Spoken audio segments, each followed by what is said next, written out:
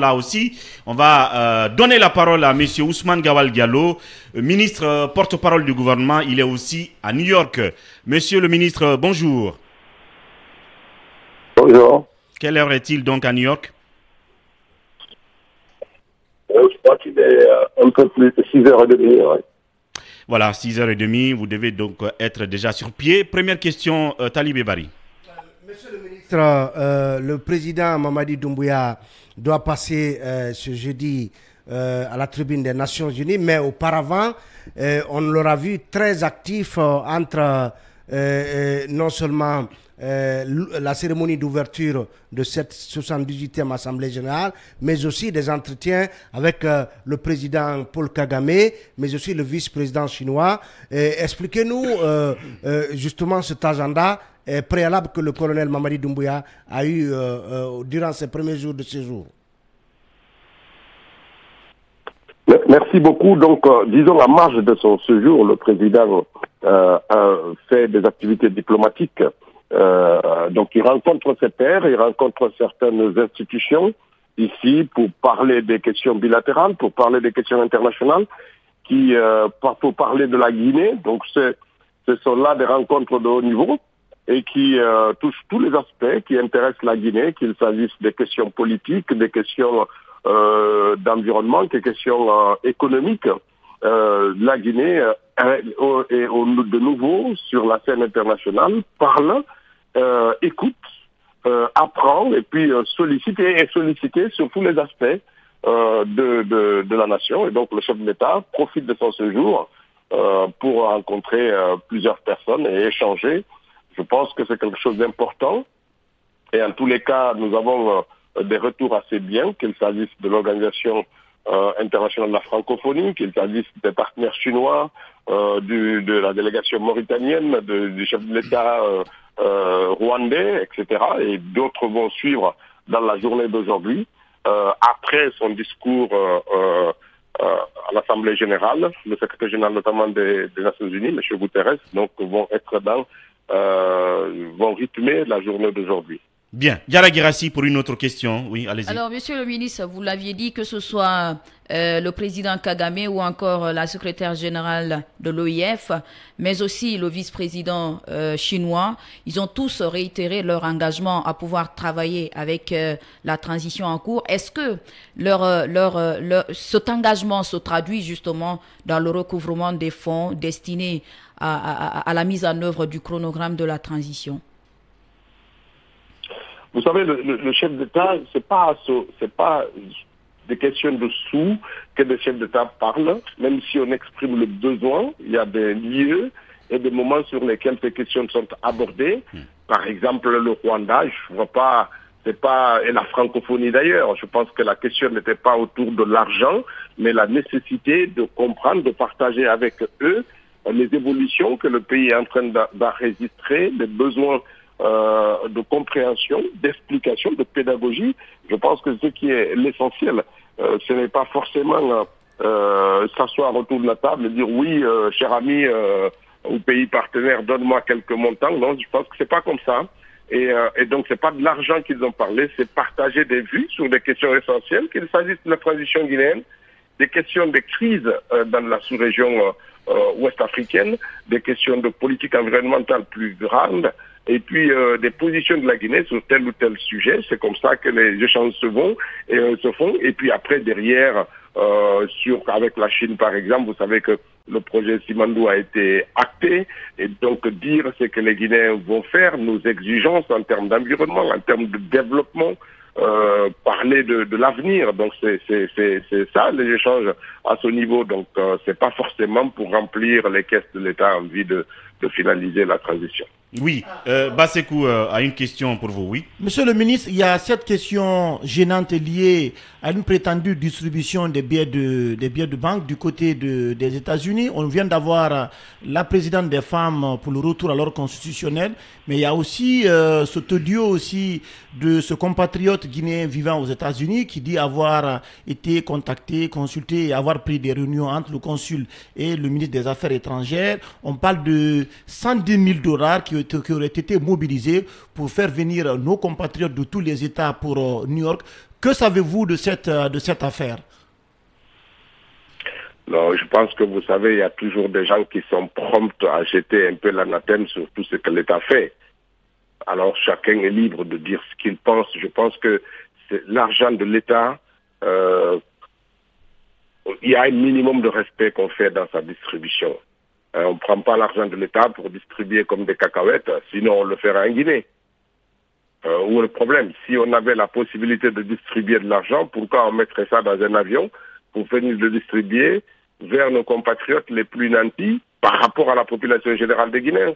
C'est à Conakry ou à Gawal ou à Koundara ou à Kankan ou je ne sais pas où on aurait pu distribuer cet argent. Je pense que la question, il faut simplement comprendre que certains ne voient pas de bon œil tout ce qui se passe, hein, toute cette attention de la communauté internationale vers les autorités et cette ouverture d'esprit et de compréhension qui accompagne la visite du chef de l'État ici. Et donc, c'est ce qui est important. Après, derrière, les gens vont commencer à calculer, oui, l'avion, il coûte cher, il y a 1000 personnes qui accompagnent le chef de l'État, ça coûte cher, les hôtels, ça coûte cher. Mais vous savez, quand le président de la République se déplace, bah, ça coûte à l'État. Bien. Quand vous voyez, c'est cela aussi la respectabilité. Regardez quand le président Paul Kagame est arrivé en Guinée. C'est 2 avions qui accompagnaient le président Paul Kagame. Est-ce que le Rwanda est plus riche que la Guinée? Est-ce que le Rwanda mérite plus de respect que la Guinée? Il faut à un moment donné qu'on arrête de croire que l'État doit vivre dans la pauvreté, dans la médiocrité, pour dire que oui, on est des bons gouvernants. C'est pas ça un État. Un État, plus il est dépensier, plus il montre son caractère sérieux et respectable dans l'humain. Quand le président... Un État, c'est aussi être rationnel. Un État aussi, c'est rationaliser les dépenses, monsieur le ministre. Par rapport au contexte que vous vivez, vous pouvez rationaliser vos dépenses. On n'a pas besoin d'un État budgétivore. Excusez-moi, un État, oui, quelles que soient les circonstances, coûte cher. Et coûte cher, ce n'est pas le prix de déplacement d'un avion qu'on juge un État sérieux. Je vais vous dire, pourquoi le président des États-Unis impressionne tant? Parce que quand il se déplace, c'est pas moins de 14 avions qui l'accompagnent. La comparaison n'est pas réaliste, monsieur le ministre. La comparaison n'est pas réaliste. Attendez, je suis pas en train de dire que c'est la comparaison, je suis pas en train de dire que c'est que les États-Unis font. Je dis c'est pour ça que l'Amérique est une puissance, parce qu'aucun autre État ne peut faire ce qu'il fait.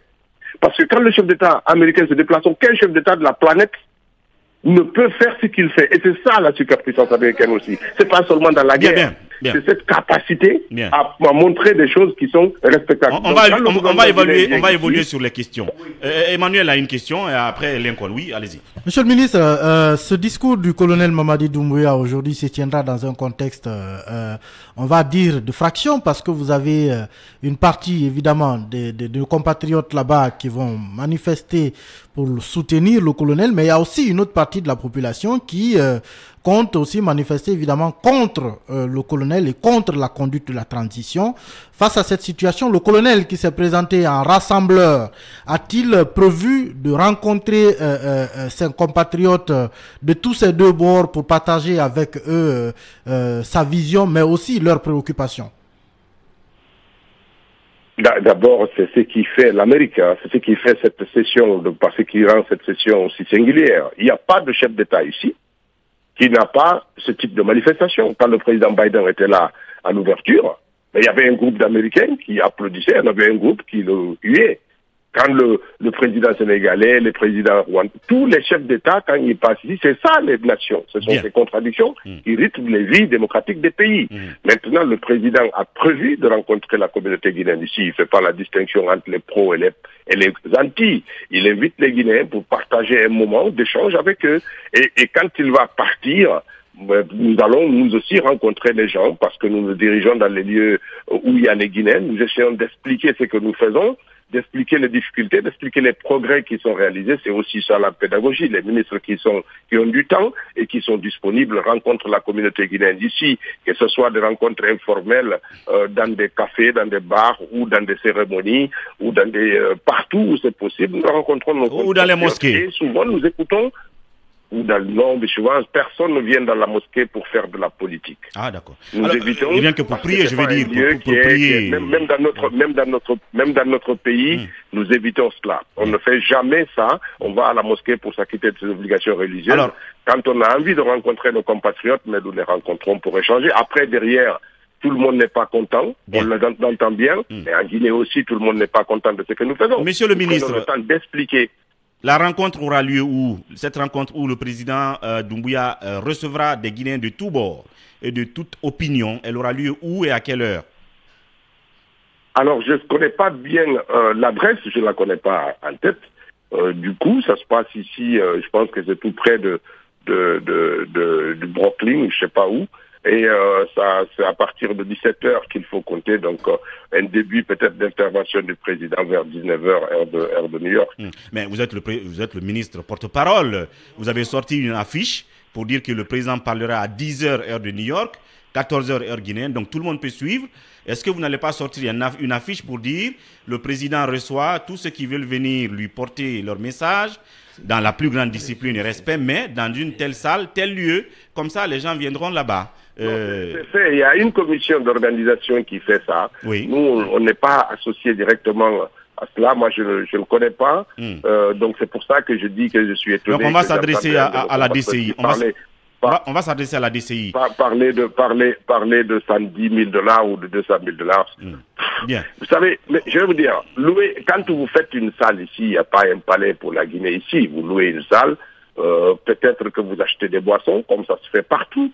Si c'est ce que lui, il évalue à 110 000 ou à 120 000, enfin, j'en sais rien. Bien. Mais une rencontre du chef de l'État n'est pas gratuite, que ce soit à Conakry ou à New York. Elle n'est jamais gratuite. Il y a des coûts qui sont raisonnables, qui sont associés aux activités de l'État. Bien. C'est comme ça. Talibé, Barry, Ibrahim Lincoln Souma aussi ont des questions pour vous.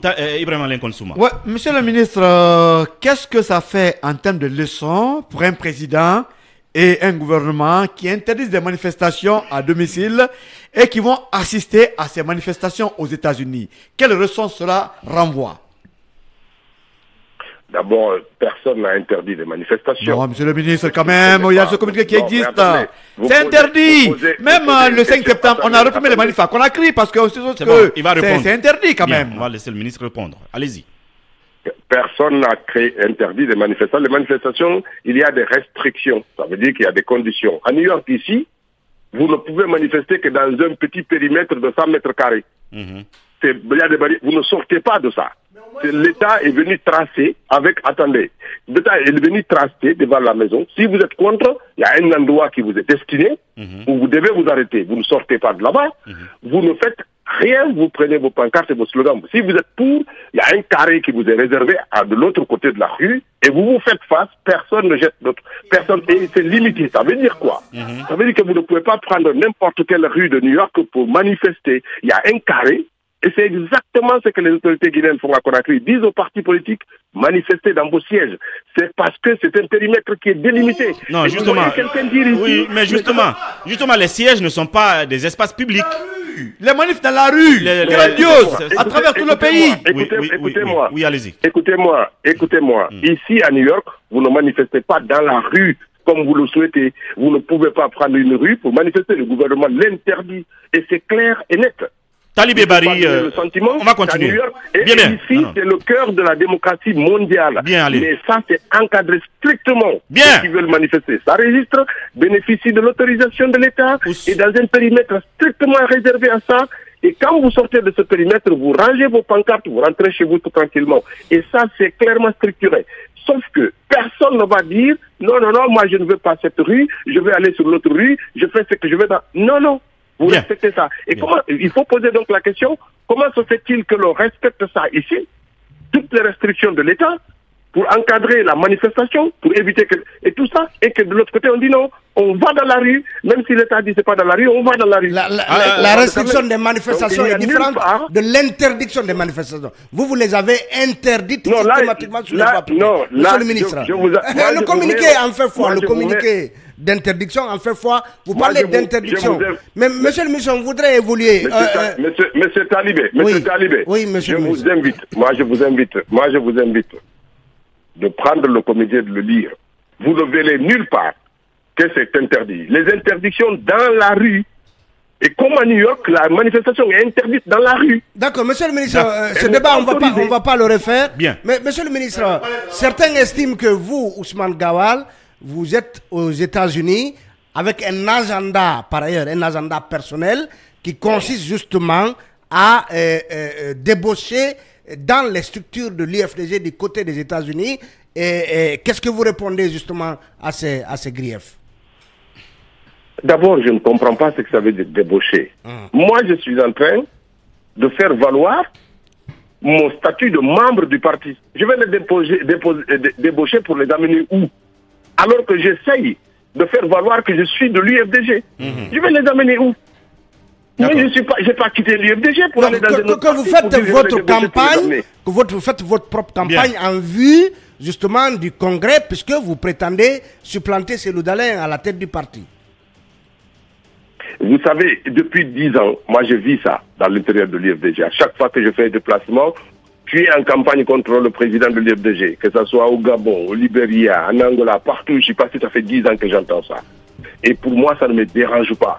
Un homme politique est tout le temps en campagne de séduction vis-à-vis de ses militants. Qu'il soit à la maison, dans une radio, dans la rue, partout, les phrases. Pourquoi vous voyez-vous que quand on rencontre les gens, on s'arrête, on les sourit, on les serre la main, on prend des nouvelles, on se déplace? C'est pourquoi tout ce que tu fais en tant qu'homme politique, c'est une opération de séduction. Bien. Et alors, Ousmane Gawal, tout le monde fait. Ousmane Gawal Diallo qui s'assume comme toujours à haute et intelligible voix, porte-parole du gouvernement.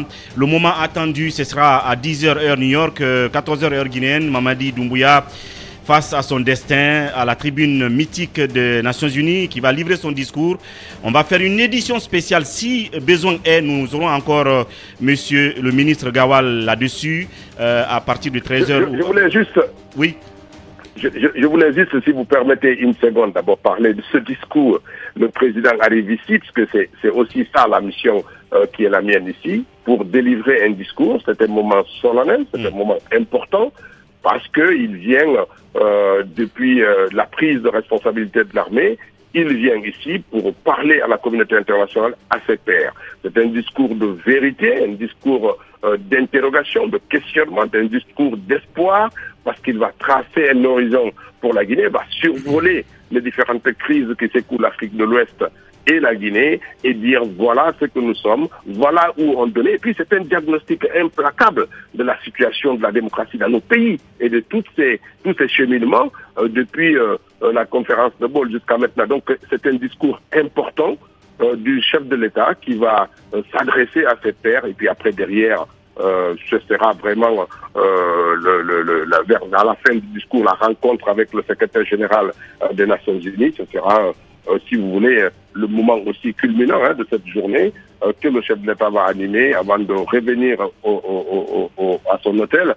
C'est un hôtel qui régulièrement est au cœur de Manhattan, où des compatriotes viennent régulièrement ici. Alors évidemment, il est épuisé quand il arrive, mais se livre quand même à toutes ces photos. Vous voyez sur Internet, tous ces selfies, toutes ces personnes qui accourent à l'hôtel pour faire une photo, et le président est très disponible pour ses compatriotes, pour faire ces opérations de prise de photos, de change, de salutation avec les gens, et ça c'est quelque chose d'important. On a des compatriotes ici en fauteuil roulant qui font le déplacement, qui attendent ici souvent des heures, et le président a le temps de descendre de sa chambre pour les serrer la main, et c'est quelque chose aussi d'important dans la vie de cet homme qui dirige les destinées de notre pays. Au-delà de toute critique objective et raisonnable sur sa gouvernance, il a remarqué aussi que Mamadi Doumbouya a fait la promotion du tissu local qu'il arbore fièrement durant ses rencontres, et on espère que des journalistes guinéens présents aussi à New York vous faciliterez une interview entre eux et le président en marge de cette rencontre, puisqu'ils y sont allés de leurs propres moyens alors que vous aurez dû les y envoyer. Merci en tout cas pour votre disponibilité. C'était tout pour cette émission. Toutes nos excuses à nos autres invités. Elhadj Mohamed Chérif, président du comité de mobilisation et d'accueil de la délégation présidentielle. Elhadj Abdoulaye Diallo, membre du conseil des sages et du bureau des ressortissants guinéens aux États-Unis. On va les appeler dans notre édition spéciale à partir de 13h pour continuer à parler de ce qui se passe à New York aujourd'hui. Merci à toute l'équipe ici derrière la baie vitrée Babey, Ibrahim Diallo et Ibrahim Silla, à 13h.